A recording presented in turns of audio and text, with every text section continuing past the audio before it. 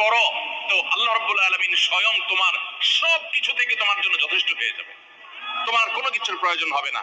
আল্লাহর কথার প্রতি যদি ইয়াকিন থাকে, নবী সাল্লাল্লাহু আলাইহি ওয়াসাল্লামের হাদিসের প্রতি যে বিশ্বাস থাকে যদি, তাহলে ইনশাআল্লাহ আজ থেকে আমরা কেউ, আমার পর্দা আলের মা বোনরা যারা শুনছেন, আমরা যারা শুনছি, আমরা কেউ এই আমলটা ছাড়বো না ইনশাআল্লাহ। সবাই আমল করবো তো ইনশাআল্লাহ। তাহলে 3 কুল 3 টাইমে, দিনে মোট 14 বার এটা আমরা পড়বো। এখন পড়ার ক্ষেত্রে আবার একটা সমস্যা হলো, এই টাইপের আমলগুলো আমরা পড়ি খুব তাড়াহুড়া করি।